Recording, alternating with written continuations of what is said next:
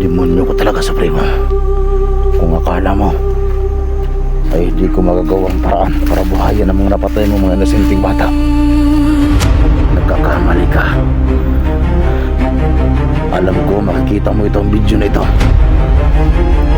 Bubuhayin ko itong pinatay mong bata na kumuha lang ng gulay na langkat na walang kalaman-laman. Mahal na pinuno, nandito na naman ako para humingi ng tulong sa iyo, para buhayin ang bata kita na walang kasalanan, para tawagin ang kaluluwa ng bata nito. Hindi mo ang aking tawag, mahal na pinuno.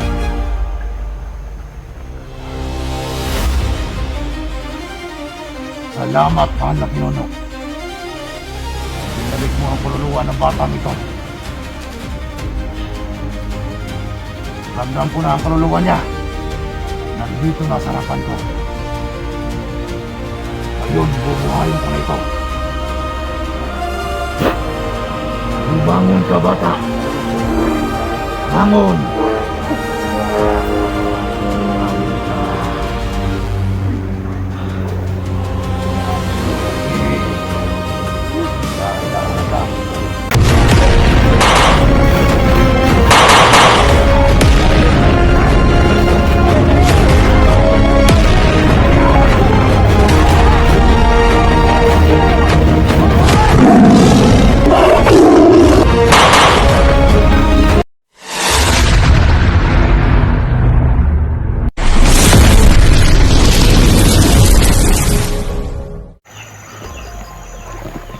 Mga kaibigan,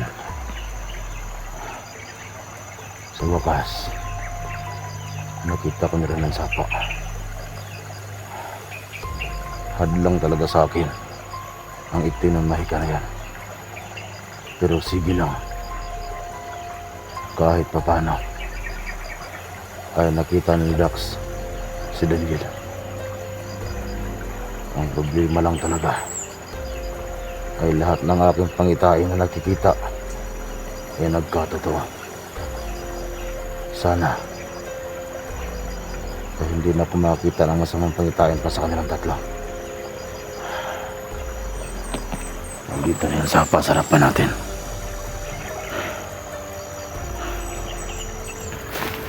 Pero gusto ko lang sabihin sa inyo na mayroon akong nasagap dito na isang vlogger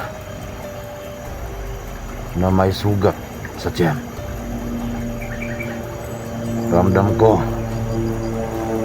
kilala niyo itong lahat at pati sana ko. Nakikita ko siya.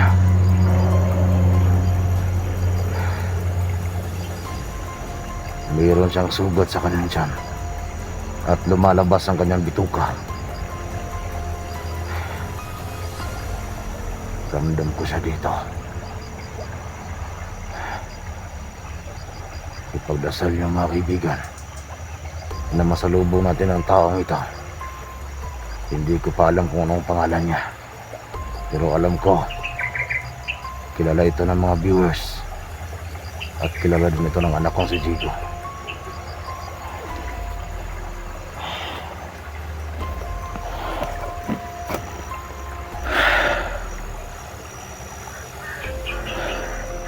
May naramdaman na naman akong isang patay dito.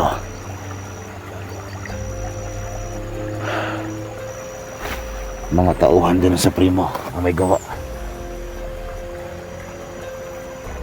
Medyo may kalayuan pa rito.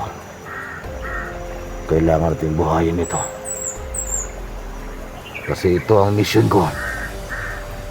Ang lahat ng napatay na Supremo na mabubuti yung mga tao, kagaya ng ating binuhay kahapon na bata, ay bubuhayin natin. Kahit delikado yun sa akin. May mga uwak tayo narinig. Mga tauhan ng Supremo yan, mga spy niya.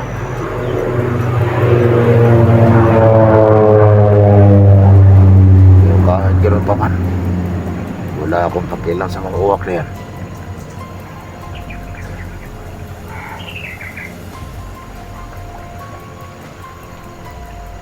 Gusto ko lang ipailam sa mga kaibigan ang bilin sa akin ng mahal na pinuno. Napakatapang ng uwak. Lumapit ka sa akin dito at nang mapatay kita. Balik tayo sa aking sinabi, mga kaibigan. Ang bilin sa akin ng mahal na pinuno. Oo, kailangan kong bumuhay ng mga napatay na supremo na mabubuting tao. Pero may limit yun. Kasi kung lagi ko yung gagawin, baka yun pa ang dahilan na hindi na ako makapasok ulit sa katawan ni Jigo.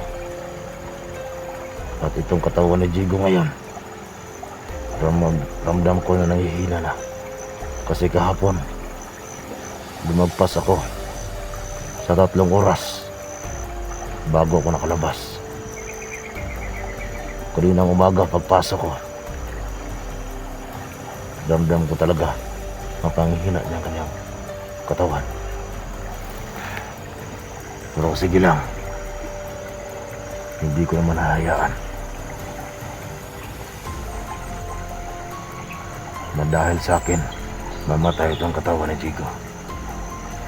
Pasensya talaga, mga kaibigan, kasi limitado lang din talaga ang pagpasok ko dito. Pero hindi gaya ng dati na kahit anong tawag ng anak ko sa akin, hindi ako makapasok. Ngayon, basta matapos lang ang 3 oras, lalabas ako dito. At pagkatapos ng 3 oras, papasok na naman ulit ako. Hanapin natin. May vlogger dito na lumabas ang bituka. Hindi ko lang alam kung ano ang pangalan niya, pero ramdam ko kilala niyo ito, ang vlogger na ito.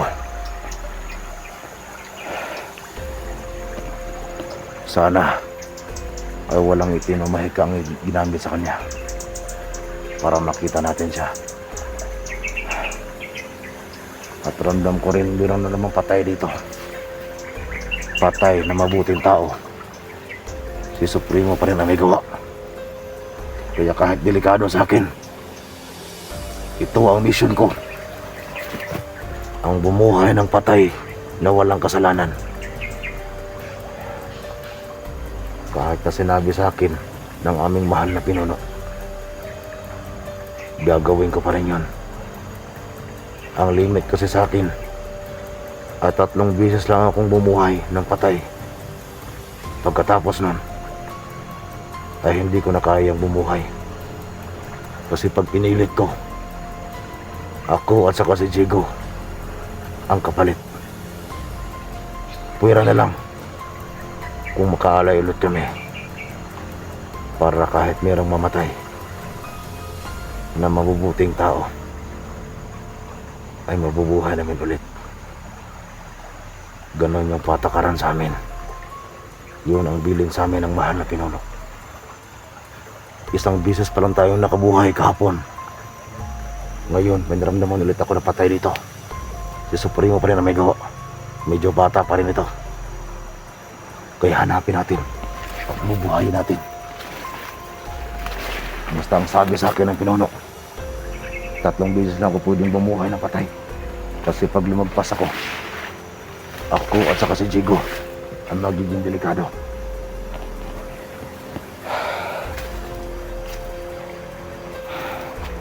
At maraming nagsabi, nagbabasa ako ng comment sa video ni Jigo kagabi.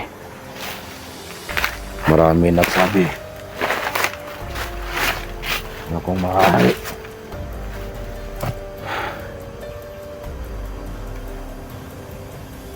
yung nakalabas ang bituka daw yung ating hahanapin ngayon.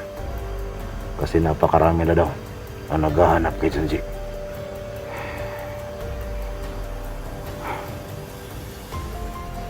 Kung tutuusin, totoo nga ang sinasabi ninyo. Lahat ng hunter ngayon ay doon lahat nakatutok kay Junji at kay Bibi Lemuel. Si Daniel mabuti, naitaka siya ni Dax kaagad. Sana ay hindi na ako makakita ng masamang pagkain. Ang problema lang ngayon, may nasagap akong patay dito. At may nasagap din ako sa isang vlogger na nakalabas ang bituka.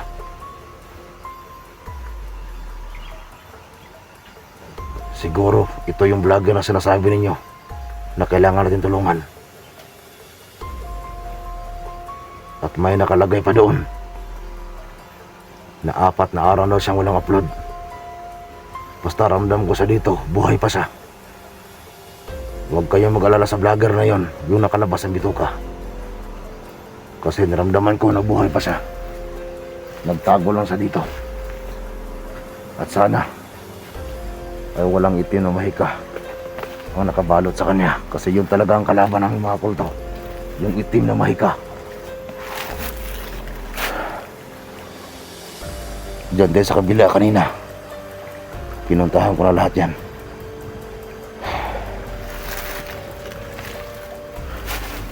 Pati ako, hindi ako makapaniwala kung bakit bigla akong masagap ang vlogger na yun na nakalabas ng bituka. Pero ngayon, ramdam ko ang patay na katawan dito. Huwag niyong kalimutan mga kaibigan, gagawin ko ang makakaya ko. Gusto kong bumuhay ng patay na walang kasalanan. Pero 3 bisis lang. Kung makita ko ito ngayon, bubuhayin ko ito. Isa na lang ang kulang. Pag makabuhay pa ako ng pangatlo, ay kailangan ko na rin mag-alay sa akin at pati sa katawan na aking ginamit na si Jigo, para makabuhay ulit tayo ng patay. Alam ko malaking tulong ito.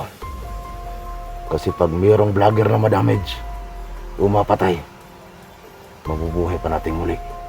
Kaya lang 3 beses lang. Mag-aalay ulit kami ng kambing ni Jigo.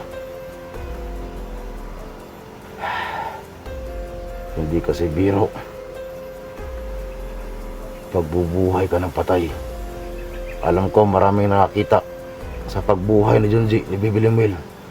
1 beses lang ang kaya ni Bibi Lemuel. Sobrang hina talaga ng katawan niya. Pero sa amin, 3 beses kami bubuhay ng patay. Pagkatapos nun, mag-alay ulit kami para makabuhay ulit kami ng patay. May naramdaman ako dito. Parang malapit na ako sa patay.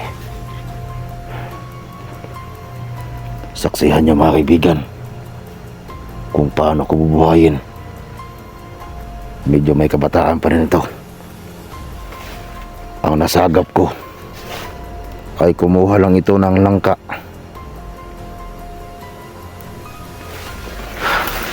Kumuha ito ng langka para gulayin. Pero nasagupan niya si Supremo at ang mga tauhan niya. At walang awang pinatay. Gamit pa rin ang orasyon niya. Hindi ko pa alam kung may mga langka ba dito. Basta ang nasagap ko, ang nakita ko sa hinaharap, ay kumuha itong langka para gulayin. Pero malas lang talaga ang batang ito. Kasi nasagupan niya si Supremo. Pasawagin natin. Ramdam ko talaga ang batang patay dito. Bubuhay natin. Kasi malaki pa ang magagawa ng bata na ito sa ating mundo. Kaya kailangan natin buhayin ito. Tama nga ang hinala ko. May puno ng langka dito.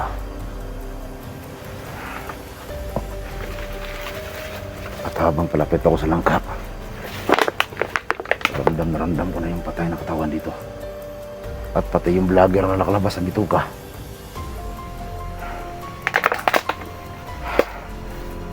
Ito yung punong langka. Inutusan lang din ng batang ito para kumuha na langka para mayroong maulam. Pero pinatay ni Supremo. Hayop pa talaga Supremo. Kahit delikado sa akin mga kaibigan at pati kay Jigo, bubuhayin ko ang lahat ng mapatay ng Supremo. Basta mabubuting tao lang.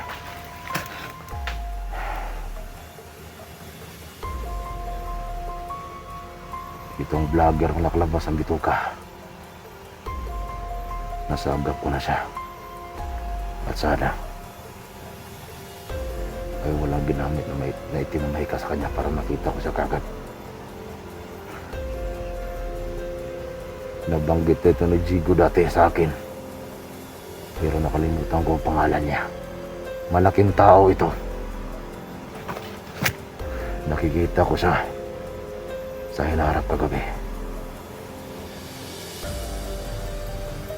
Mas malaki pa ito sa vlogger na si SG01. Mas nakakaawa pa ito kay John G ngayon, kasi nakalabas sa talagang bitukan niya. Nangangailangan siya ng tulong.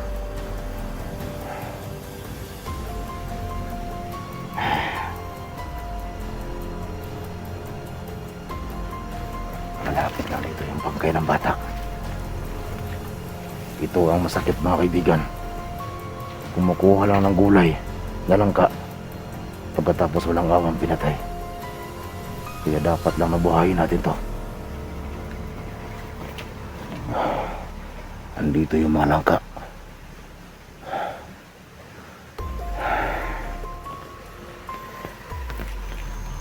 Randang po na talaga ang batang patay. Ayun. Ayun ang batang patay. Inutusan lang ito na kumuha ng langka, pero walang awang pinatay ni Supremo. Demonyo ko talaga, Supremo. Kung akala mo ay hindi ko magagawang paraan para buhayin ang mga napatay mo mga inosenteng bata, nagkakamali ka. Alam ko makikita mo itong video na ito. Bubuhayin ko itong pinatay mong bata na kumuha lang ng gulay na langka na walang kalaban-laban. Saksihan niyo ang pagbuhay ko sa batang ito, mga kaibigan. Walang kasalanan to. Biktima lang ni Supremo. Panoorin niyo mga kaibigan.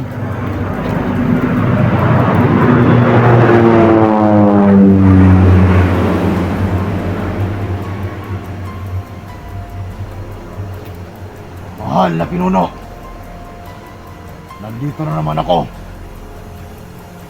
para humingi ng tulong sa iyo, para buhayin ang batang ito na walang kasalanan. Kumuha lang ito ng gulay na langka para ulamin nila, at walang awang pinaslang ni Supremo. Mahal kong pinuno, dinggin mo ang aking tawag. Alam ko, labag ito sa ating misyon namin ni Jigo, pero kailangan ko itong gawin dahil walang kasalanan ng bata na ito. Pinaslang na walang kalaban-laban ni Supremo. Gusto lang mamuhay ng tahimik, pero pinatay ng Supremo. Mahal kong ginonok, tulungan mo ako para tawagin ang kaluluwa ng batang ito. Dinggin mo ang aking tawag, mahal na pinuno.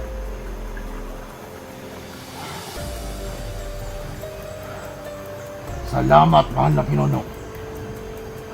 Binalik mo ang kaluluwa ng batang ito. Ramdam ko na ang kaluluwa niya. Nandito na sa harapan ko.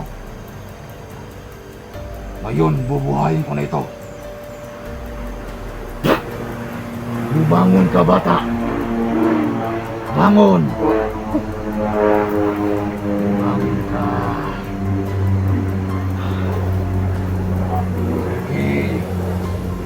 Dahan-dahan lang.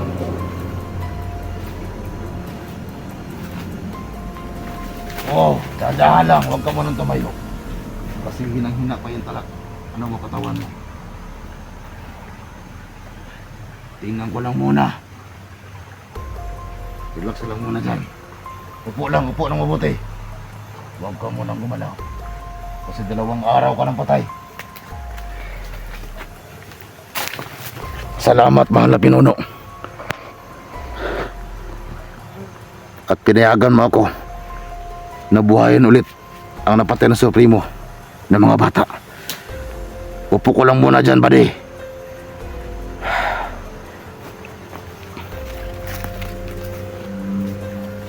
Akong tanungin sa'yo,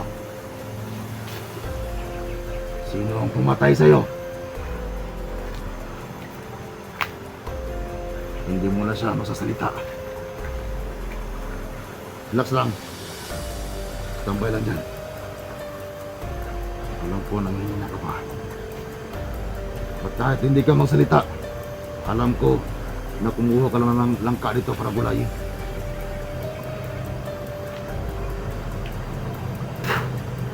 Wala ko.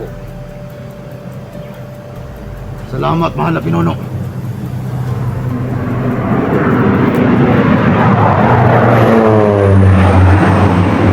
Bigyan mo ako ng pangalawang pagkataon para buhayin ko ulit ang batang ito. Gayon, samahan mo ako. Gagamitan kita ng tagulilong para ihatid kita kung saan ka galing. Papayag ka ba?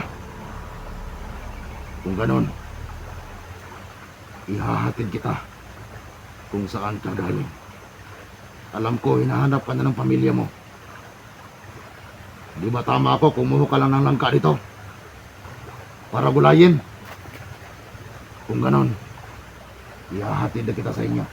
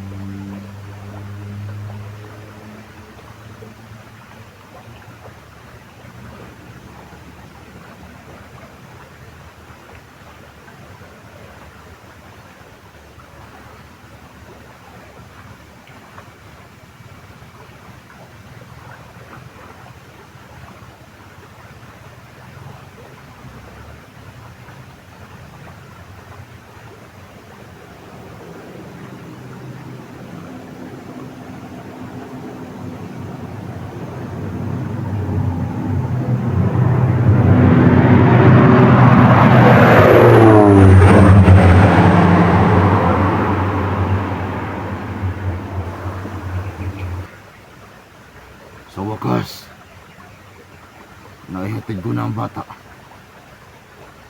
sa kanyang tinitirahan. Sobrang layo pala ng bata na yon, ang kanilang bahay.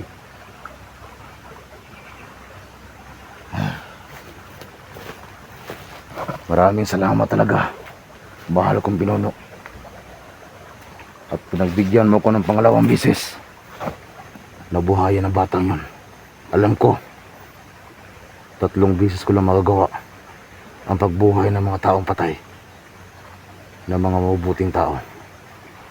Sana ay maintindihan mo ko, mahal na pinuno. Kasi hindi ko kayang panoorin itong mga pinatay na Supremo na mabubuting tao na gusto lang mamuhay ng tahimik. Andito lang sa paslikuran natin. Ramdam ko pa rin ang vlogger na nakalabas ng bituka. Kaya sana, kagaya na aking sinabi kanina, sana hindi siya nakabalot ng itim na mahika para hindi tayo mahirapan sa paghahanap sa kanya. Kasi walang tumutulong sa kanya ngayon. Isang vlogger lang. Pero hindi ko rin alam kung anong pangalan ng vlogger na ito. Wala siyang ibang kasama sa paghahanap sa vlogger na ito nakalabas ng bituka. Ito pala ang sinasabi nyo sa comment sa mga video ni Jigo na kailangan din nating hanapin. Dahil lang sabi ninyo, lahat ng hunter ngayon ay naghahanap kay Junji, kay William Will at kay Daniel. Pero para sa akin, wala akong pinipili. Ang sa akin lang, basta masagap ko at makita ko sa harap, kailangan kong tulungan lahat ng ating makita sa ating hinaharap. Lumabas ka na, Supremo! Alam ko nandito ka lang sa may sapa na ito. Hayop ka talaga.